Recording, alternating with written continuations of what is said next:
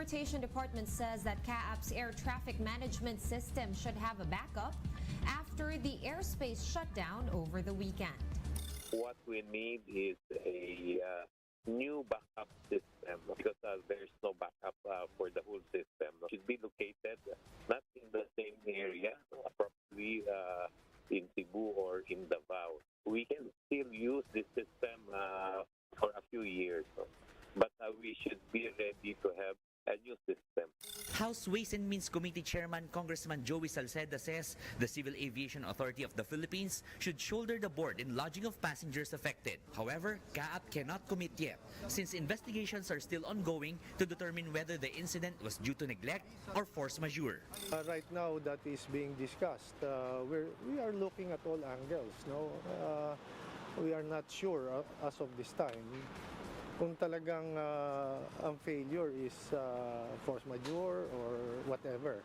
That is being investigated. It's a force majeure, no? And the airlines have no responsibility in providing meals and accommodation. However, most of the airlines provided food to the affected passengers.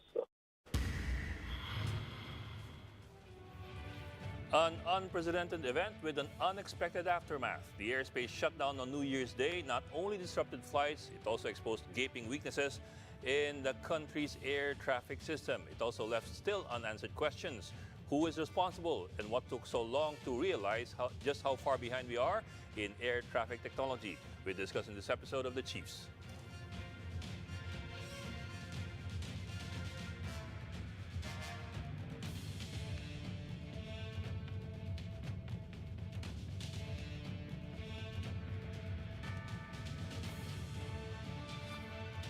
And welcome to this Tuesday edition of The Chiefs. I'm Ed Lingao with Ana Marie Pamintuan, the editor-in-chief of the Philippine Star, and Lucy Cruz Valdez, the head of News 5. Ladies, happy Tuesday. Happy New Year. Happy New Year. Tatlong araw na yung New Year eh. Well, Okay yun. except for the ones who got stranded.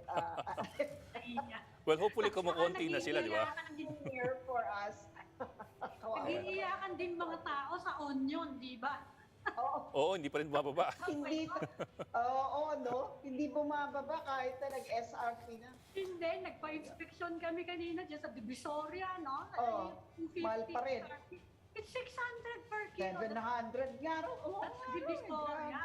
Well, we clarified din with ASEC Evangelista ng Department of Agri, and yung SRP really is suggested, as the name implies.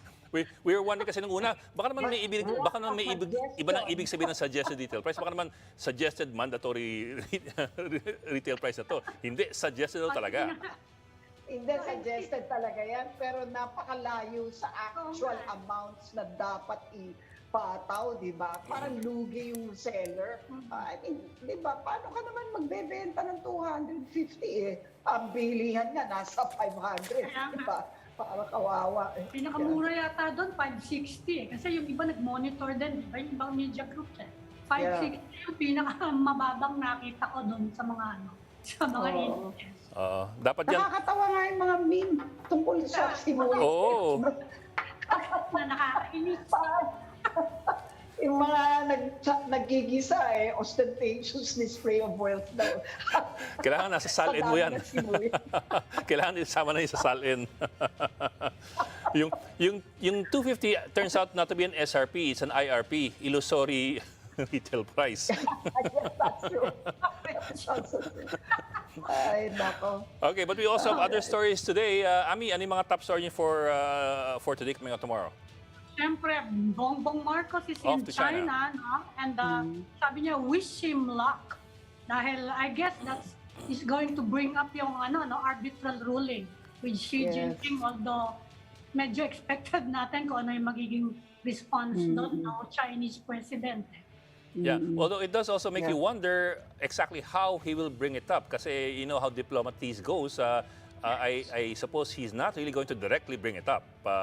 He's going to dance around the topic, hoping that we get a breakthrough of some sort.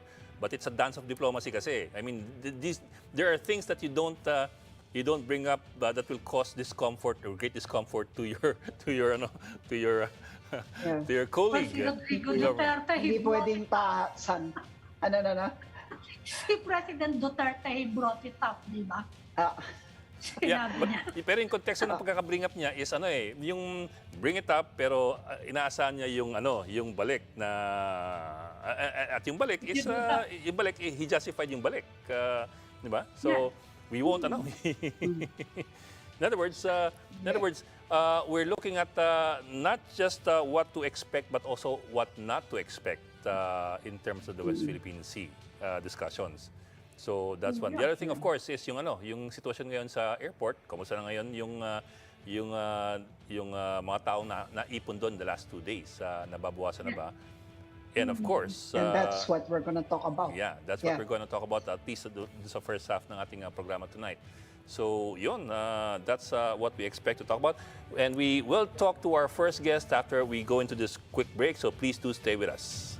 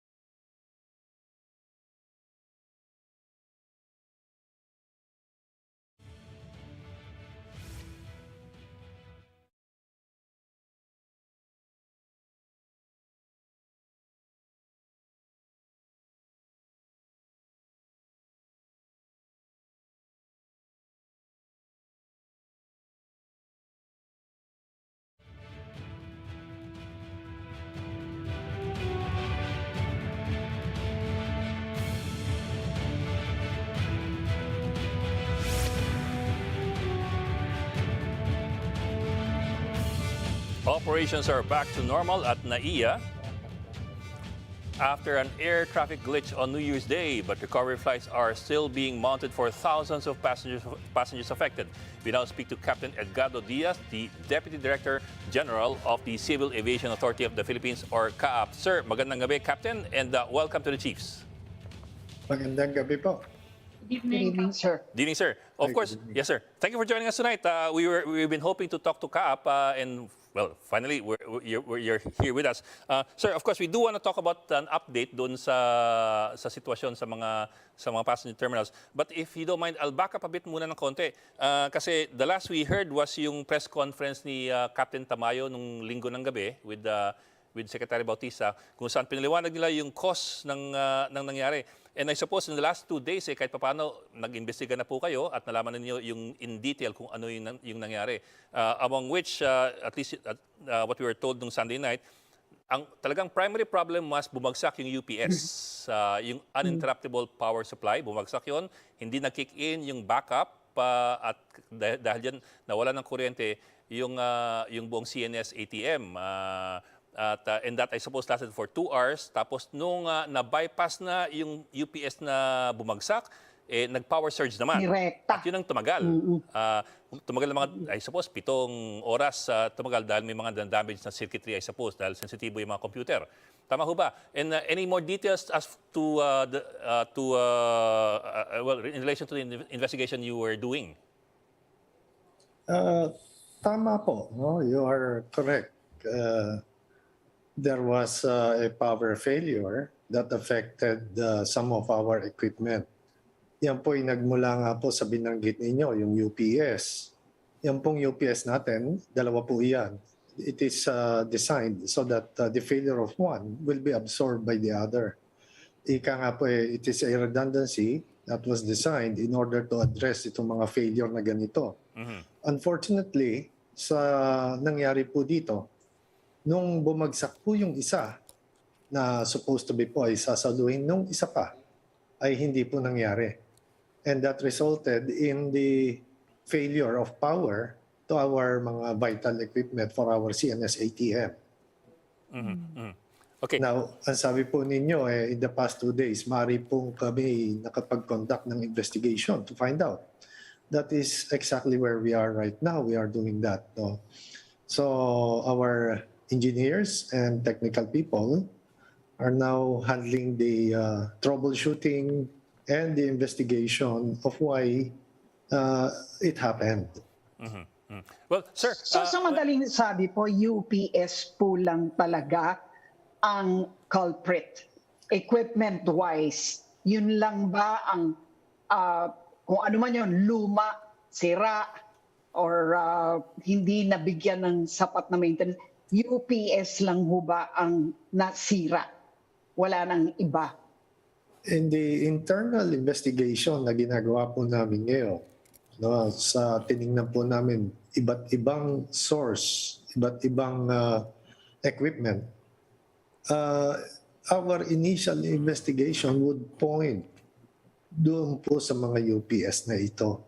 Kaya po now that is the center of our investigation, and they are doing something about it in order to see if it is really the UPS. Ang unang-una daw nag-breakdown, Captain, ay yung cooling blower. Tama ba yun? Yung pong existing na, when I say existing, yung pong kumakarga, no, at that time ng load ng power natin. Nagkaroon po ng diferensya yung, as you said, yung pong fan. Yes, yung cooling blower. So that is the initial finding. Maaring yung fan. And then, nung mag-fail po siya, na supposed to be, the load will be transferred to the other or the remaining. Ano? Hindi nga po nangyari. Pero that failure about the fan is also being investigated. Isa po yan sa nakikita nilang baka doon po nagmula. Ngunit hindi pa po talaga buong ganap na napapatunayan or masasabi natin iyon nga ang nagsimula. Kasi matagal na daw na dapat pinalitan yung fan na yon, yung cooling blower na yon. And there has been a request to replace it actually na even before the pandemic. Tama po ba yun? Our equipment sa CNS ATM, mga very sensitive yan. Meron pong maintenance program yan. Yes. So when the time comes, no, definitely if a part should be replaced, yan po ipapalitan.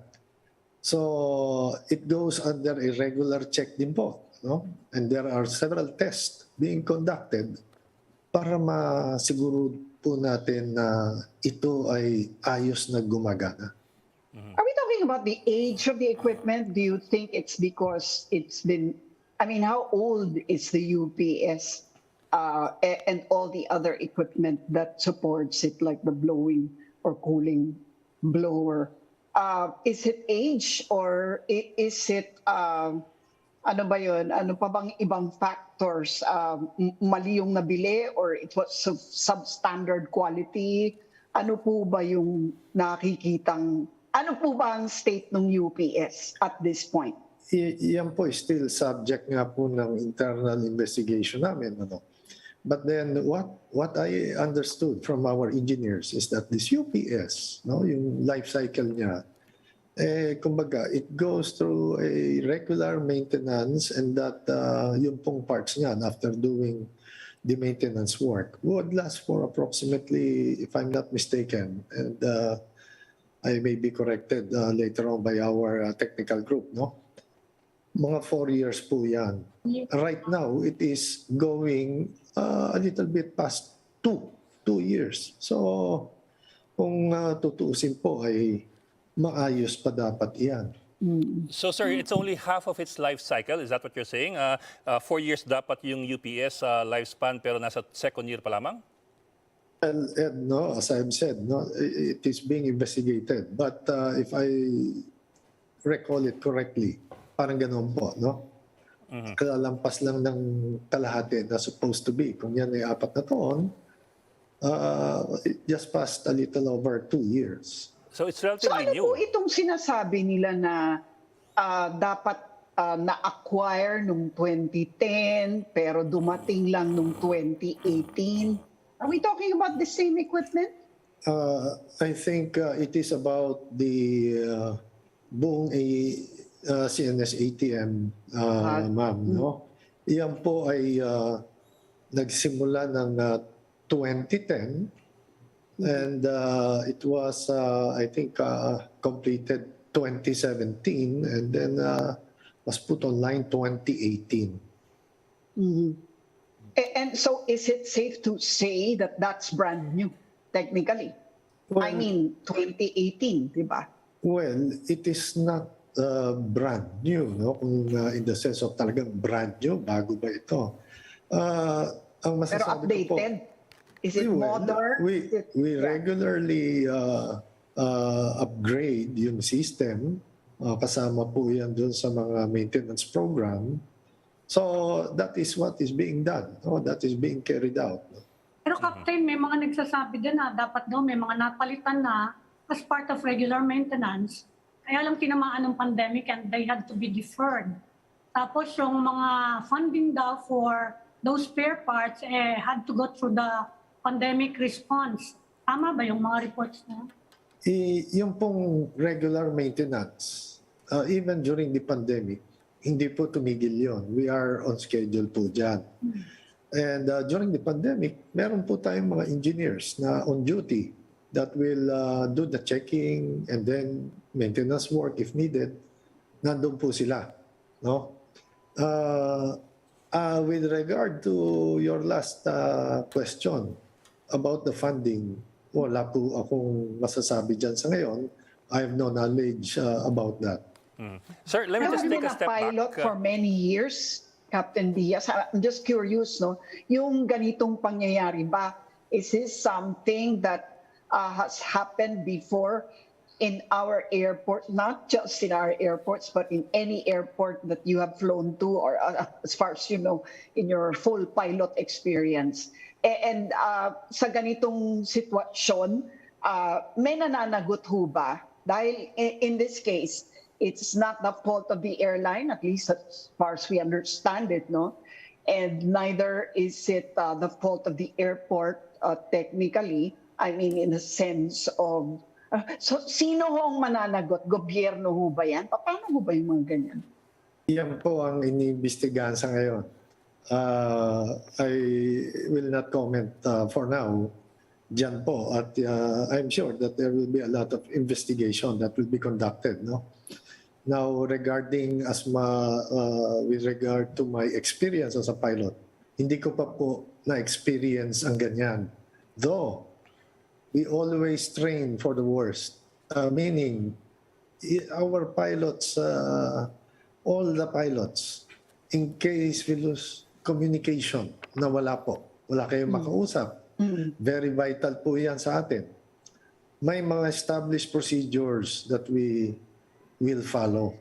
Mayroon po lahat iyan. We cannot fly and if something happens, we will be talagang at a loss. Hindi po. May procedures na naka-in place that we will follow. Now, parehas din po iyan.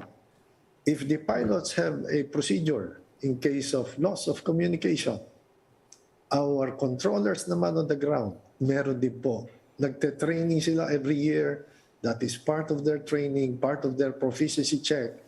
Worst case scenario, nawala po communication, nawala radar, anong gagawin natin? Iyan po ay ginagawa nila.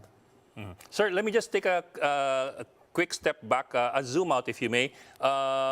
So lumalabas that we had to shut down our airspace for almost for one whole day because basically of a cooling fan problem. I know it's still an initial finding, pero doon kayo patungo so far. Cooling fan, so malamang nag-overheat yung UPS at bumagsak lahat at hindi nagkick-in yung second UPS.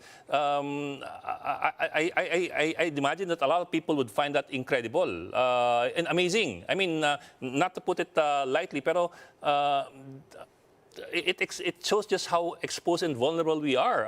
Something as simple as that brings down the entire system.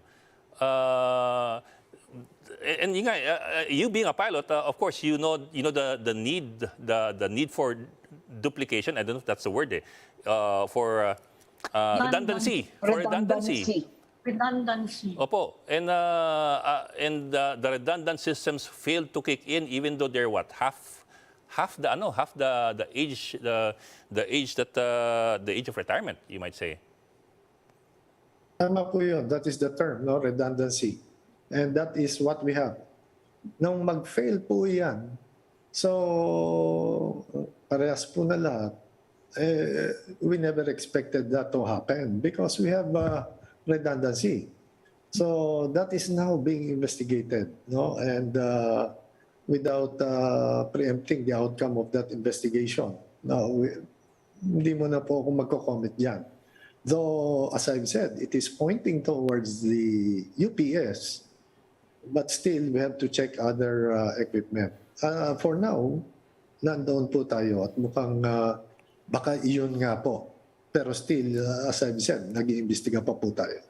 Meron ding mga report, Captain, na nung hindi nag-kick in yung standby UPS, nag-try daw yung mga engineer nyo na mag-connect to the commercial grid. Kaso, 380 volts hindi yata daw Nag-surge. yung kaya nag-surge kasi 380 daw. I think that's a three-phase voltage, 380. Kaya marami mga joke na ganyan na nangyayari pag sinaksak mo yung 120 dun sa yung 210 sa 120. Tama ba yung report na yon na nagkamali daw ng connection to the commercial system? Ngayon ko lang po nadinig yan. Opo, at hindi po ako masyadong technical sa mga bagay na yan. Pero tinitingnan po yan sa ating investigation. Well, ang sabi, sir, So, in the meantime, Yes, sir. Ang sabi kasi ni Secretary Bautista at saka ni Captain Tamayo nung Sunday night in the same press con, nag-power surge nung bypass nila yung faulty UPS. So I suppose, but of course, for lack of detail, I suppose nirekta nila from the commercial to the actual equipment. At baka dahil doon nag-overload. Kasi, sir, sorry I don't want to oversimplify, pero alam mo naman tayo, di ba, pag nagba-brownout, ang payo sa atin parati, patayin nyo lahat ng appliance. Pag biglang mag-kick in ang kuryente, bumalik ang kuryente at naka-on ang mga gamit, puputok yung fuse. Baka ho yun ang nangyari. Wala ho bang voltage regulator of some sort that would have minimized the chances of power surge? Tama po kayo, no? Ganon nga po yung natutunan natin ng mga bata tayo. In this case, yung pong commercial power that you are mentioning is the one coming from Meralco. They are also investigating that. And it appears to be that the commercial power or the commercial line provided by Meralco ay everything in order. Yung pong tungkol doon sa pag-bypass or yung pagrekta na binanggit ninyo, yan po ay iniimbestigahan. I know they did something like that to test. A series of tests para pong tinetester nila yung mga lines in order to check the continuity of the lines sa ating pong kuryente going to our equipment. Baka yun po yung ibig sabihin nung sinasabi nilang nirerekta or baka dinidiretso ang power. Baka yun po yung ibig nila sabihin doon. It is a process of testing.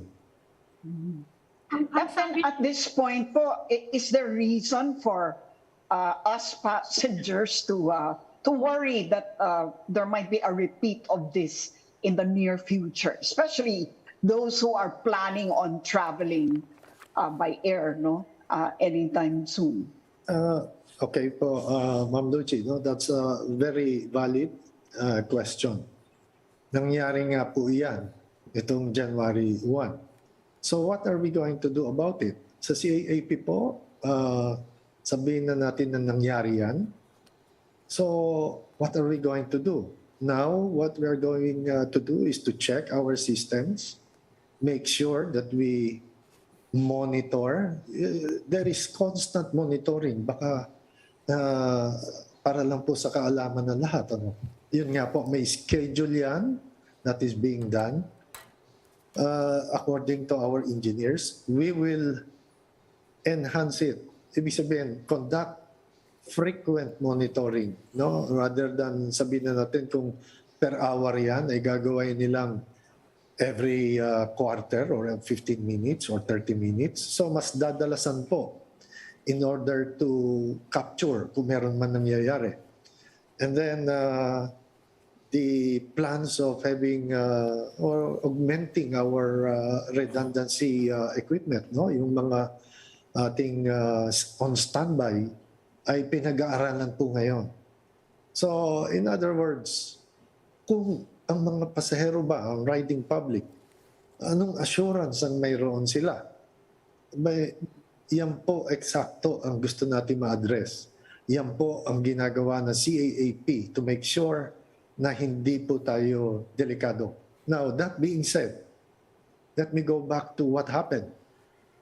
Yung pong nangyaring iyon, do nawala ang ating communication and radar facility, no, yung ating pong visibility.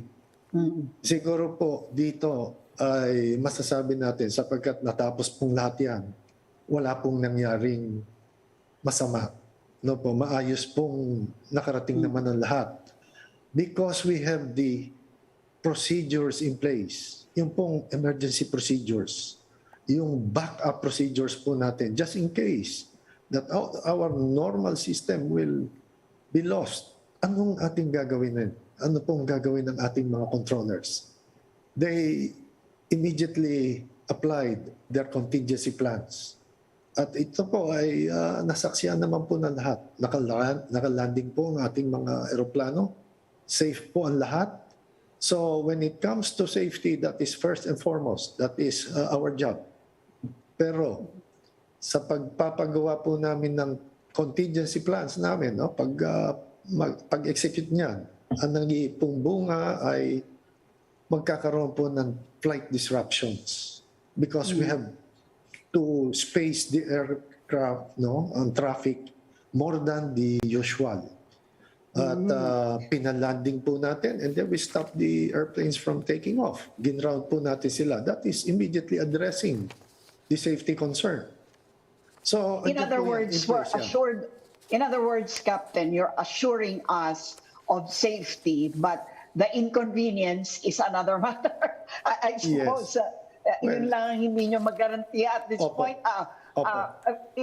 Yeah. So is that something that we're going to have to plan for or be wary about, the inconvenience part? Kasi hindi rin po biro yung inconvenience, no? Nakita rin naman po natin, lalo na yung mga seniors who were traveling, the young children who were traveling, di ba, left to sleep on the floors of the airport without any kind of protection from the cold, no? And you know, while safety is assured, the inconvenience to the riding public is also quite costly. So what I'm asking is, should we worry that something like that great an inconvenience may happen again in the near future? Tama po kayo. Naunawaan po namin na ang talagang tinamaan dito ay yung convenience ng ating mga pasahero. Mag-iipong ang mga airline ay tinamaan din. That is a concern that will be addressed. That is, you know, our topic now in all of our meetings. Paano natin mapasisiguro na ito'y hindi mangyayari? So, yun nga po, gaya ng aking sinabi, we will check po, and we are currently doing that, at i-check pa po natin mabuti ang ating mga equipment in order for us to make sure that all of our equipment will be working properly and that we do have a standby, alternative plans or standby equipment, spare parts, ganyan po. That is now being done. After tatanong ko nga yung standby na yan, it didn't kick in hindi siya nag-work So paano ngayon yun? Is it working now kung sakasakali? Kasi sabi ni Secretary Bautista, we need to actually procure a new standby system, UPS. Gano'ng katagal yung procurement nun? Saka magkano? And do we have the funding for that? Tama po yung sinabi ni Secretary. Meron po tayong mga naka-standby na hindi po nag-work. Right now, yung pong hindi nag-work na yan na standby na UPS is now being studied by our engineers. What happened? Bakit hindi po siya nag-kick in? Bakit hindi po siya kumarga ng load? No, tinitingnan po lahat yan, yung mga parts niyan. And then we already were able to contact the suppliers. Totoo din po yung sinabi ni Secretary that we are now looking at the possibility of purchasing mga UPS. At bago po ako umalis ng aking opisina kanina, yan po'y pinag-uusapan na. Ano katagal kaya yung procurement process na yun? Kasi medyo nakaka-nervous yan. Baka ma-update na naman, di ba? Standby yan. Kaya nga tinatanong ko yan. Magkano katagal kaya yung procurement process and magkano kaya, how much ballpark figure yung system na yun? As to the price, ma'am, I really do not have an idea. But then the procurement will be on an emergency procurement basis, no? So if it kung sa normal po ay medyo sabihin na natin baka po may katagalan. Sa palagay ko po under an emergency procurement, iyan po ay mapapabilis. Mga 3 months kaya within the first quarter, possible? I cannot give you a figure, ma'am, but I'm sure that it will be faster, a lot faster than the normal process. Yes, sir. Sir, sigit lang one last question, sir. Kasi yung storya sumasanga-sanga sa kung saan-saan eh. At one point, we were hearing the conversation na baka sobrang outdated na yung mga gamit, kailangan ng paltan, pero walang budget, obsolete na, and all that. And it turns out that the UPS is only 2 years old. So, in the end po, well, I have to ask you this. So, is it a problem of budget talaga? Is it a lack of equipment? Is it a confluence of events? Or is it a problem of maintenance? Or is it obsolescence? Please allow me to qualify po yung parang 2 years lang, no? Let me make it clear na iyan po ang parang na-pick up kong information. But as to the age of that UPS, as I've said earlier, yung pong maintenance program niyan parang it is in a cycle wherein right now, after a maintenance program, no, kasama na po yung pagpapalit ng parts noon, ay within the prescribed time wherein we expect na dapat palitan siya ulit. So, ibig sabihin, maayos pa po yung mga parts niyan. No? So, yun po. In other words, it's not obsolete or it's not outdated yet, at least by our maintenance standards. No, sir. Ang UPS po is just like any UPS that is to make up for lost power or to regulate power. Opo. Habol ko lang, Captain, are there any specific instructions from Malacanang to the airport authorities or to CAAP directly dito sa nangyari? I cannot answer that question, ma'am. Kung meron man po, I'm not aware. Okay, maraming salamat, Captain Edgardo Diaz, Deputy Director General of the Civil Aviation Authority, or CAAP. Sir, thank you very much for joining us tonight at ingat po parati. Thank you, po. Salamat, sir. Thank you, sir. Thank you, ma'am. We are starting up another conversation after a quick break, so keep it here in One News.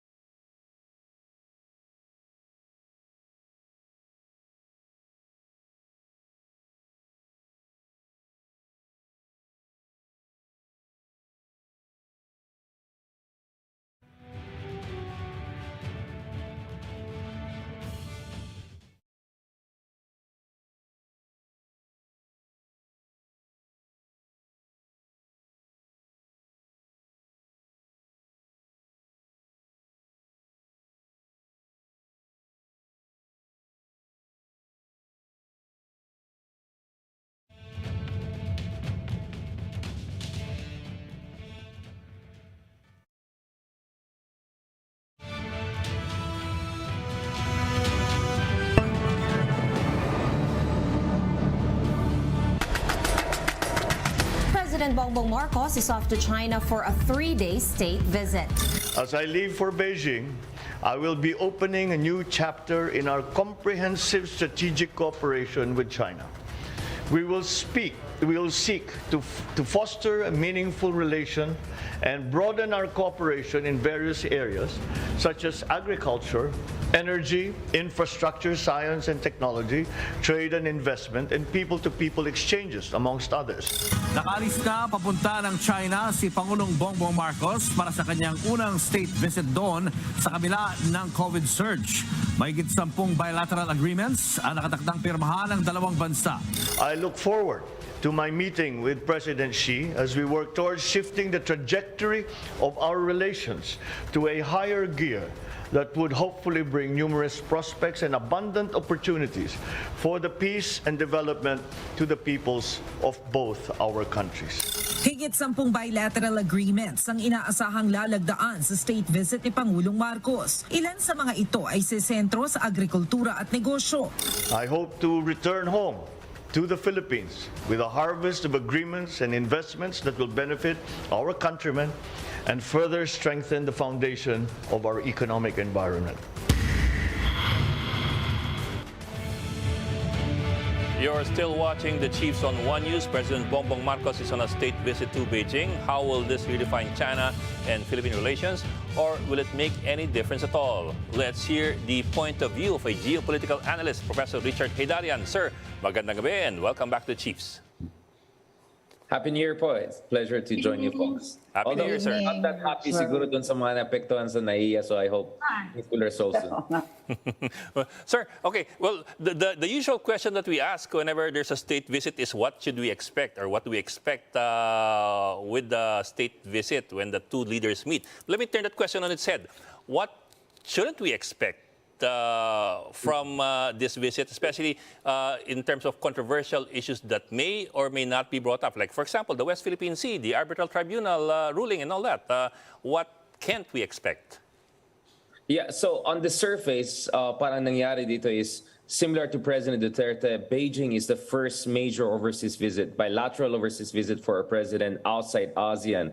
We know that historically, pagdating sa Pilipinas, of course, usually ASEAN countries ang mga unang pagbisita nila. But the big question is, which will come first, Washington, Tokyo, or Beijing? So historically, Tokyo and Washington were among the first official visits for our presidents, no? But that changed with President Duterte, no? October pa lang, no? Just few months after winning the presidency and being sworn in, pumunta siya sa China. So there was a suddenly new trend. So on the surface, President Marcos Jr. is kind of continuing that, no? Nauna yung pagbisita niya sa Beijing compared to Tokyo or even Washington, D.C., although my expectation is Tokyo and Washington, D.C. will be coming perhaps later this year, no?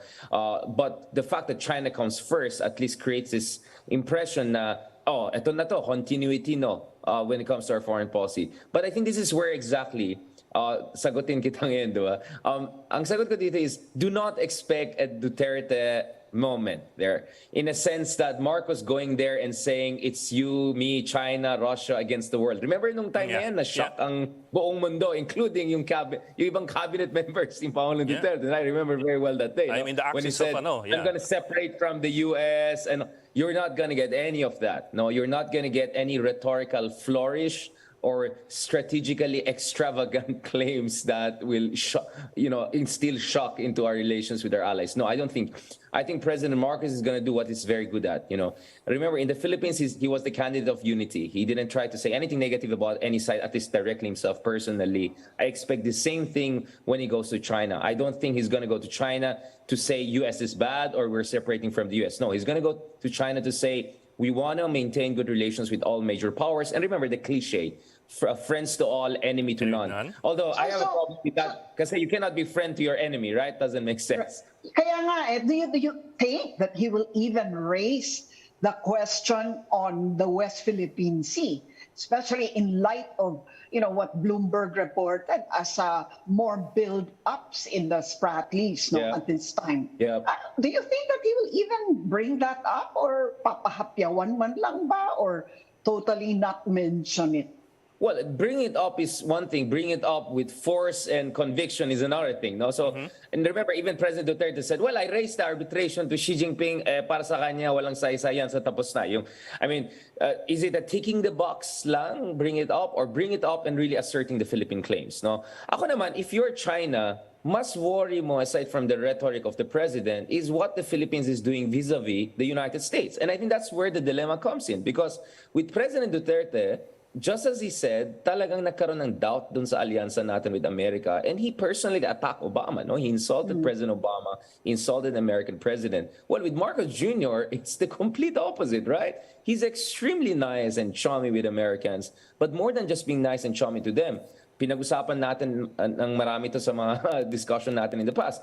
We are revitalizing our defense relations with the United States in ways that has not been seen for decades, if not since the end of Second World War. No, next year we might have up to 500 joint military activities with the Americans. We're opening up bases all across the country, potentially even in Cagayan and Isabela, if not in Fuga Island, potentially to the Americans under the EDCA. So kung ikaw in China, hindi ka talaga matutuwa sa nangyayari dito. So ang tanong dito is, how is Marcos going to reassure the Chinese that he is going to be balanced in his foreign relations, when in fact our relations with America on the defense and military front is dramatically transforming just in the past 6 months alone since Marcos came to power? And speaking of the West Philippine Sea, how can we have joint exploration with China? Because Marcos said we're open to joint exploration, when President Marcos at the same time is saying ang arbitration award natin ay final and binding. Well, sabi ng arbitration award natin, the Chinese have no business to claim anything within our exclusive economic zone and continental shelf. So this is where the reality check will come in.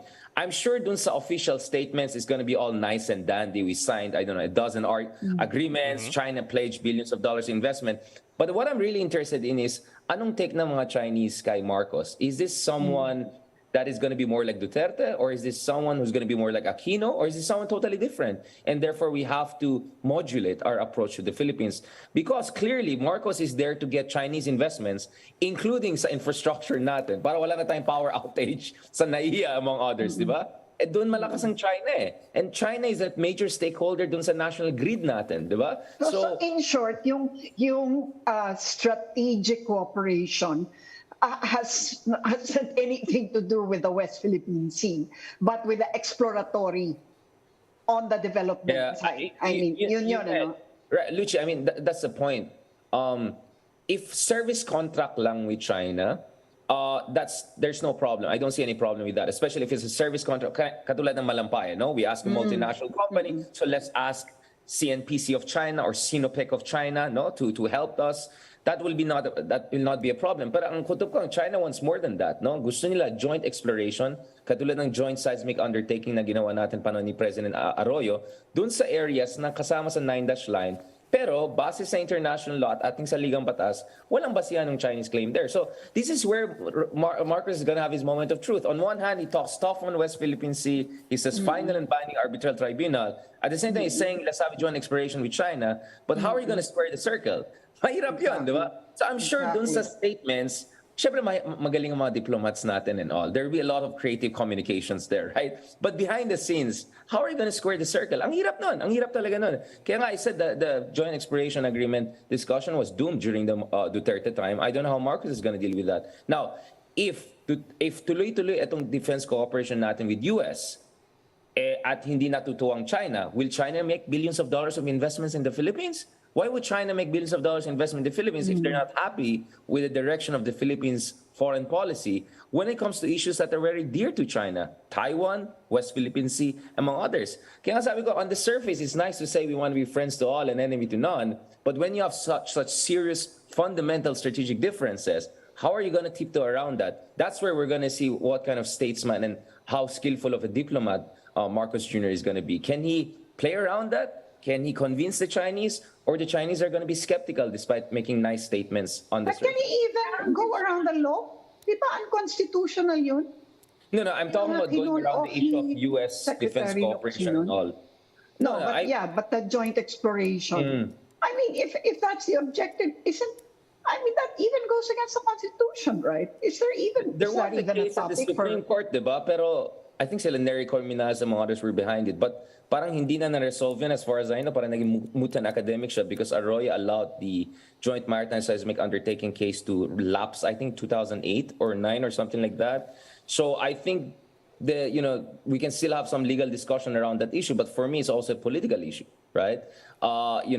Is President Marcos willing to be accused of, essentially short selling the Philippines in terms of our territorial claims? Obviously not. I think President Marcos wants to show a tough face when it comes to our stance in the West Philippine Sea. So how is he going to do a joint exploration with China? The only thing I can think about is service contract.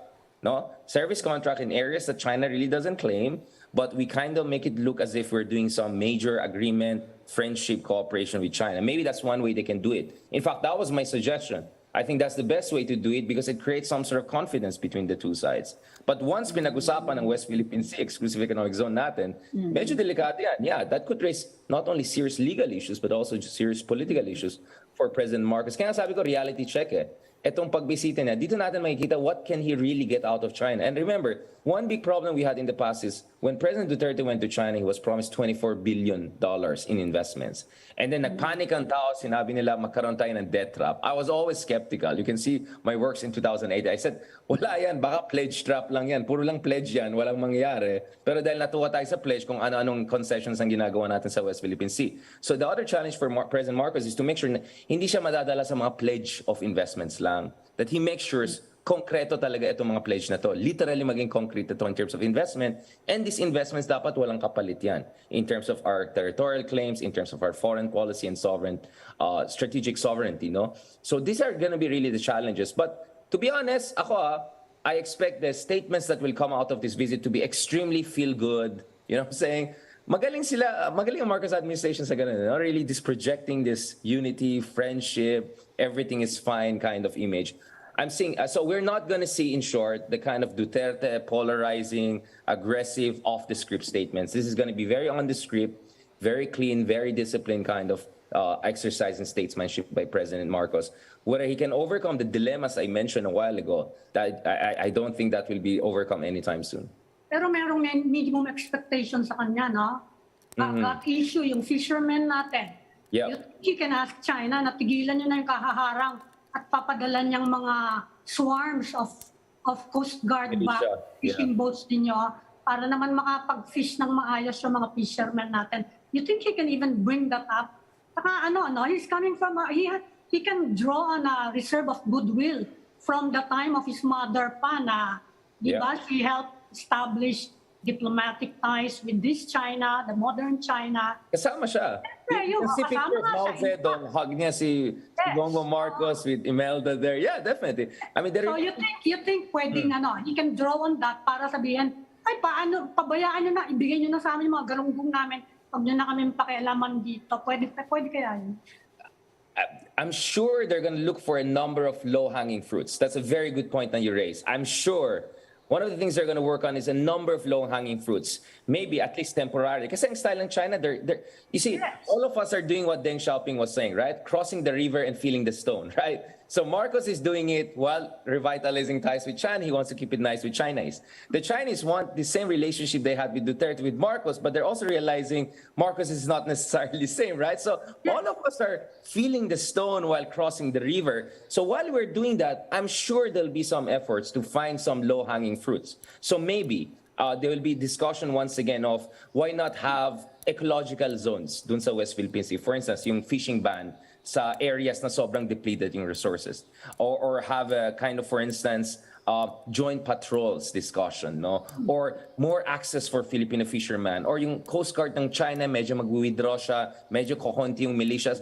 I'm sure something like that will come up and potentially will also be implemented in the coming months. But whether it's sustainable, it's sincere and long-term, I'm very doubtful about that. Kasi sabi ni President Marcos, wish me luck. Siyempre, he's expecting to bring home something, di ba? Yes. And if it's investment, panahon pa ni Duterte when the Philippines was really close to Beijing, we didn't get the type of investments we were expecting. Exactly. Diba? Exactly. So for sure, ang sasabihin niya sa China is, you don't want, parang sure siya sabi niya, well, I want to go to my country and show that our relationship, may ambag yan, di ba? So help me, right? Like, it's gonna be hard for me because you had 6 years with Duterte, nothing really happened. Lumala yung situation sa West Philippine Sea, walang investments na talagang nangyari.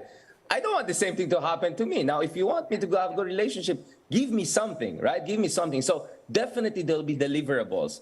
My only concern is, will the deliverables be more tactical and cosmetic or more long-term and strategic? That's what I cannot answer for sure, right? And so I would hazard to say that they will try to split the difference there. So they will, and because of course, Marcos is planning to go to the White House, no? Probably like they did this year, and then to Tokyo. So China also knows that. So siguro ipipreempt din ng China. I'm sure i-offeran siya ng US at Japan ng ganito. So I have to offer something.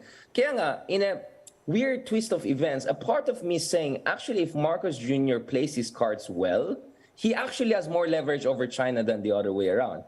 Because if China bullies us, then we will be more close to the United States, right? And if the pressure is on China to give something to Marcos Jr.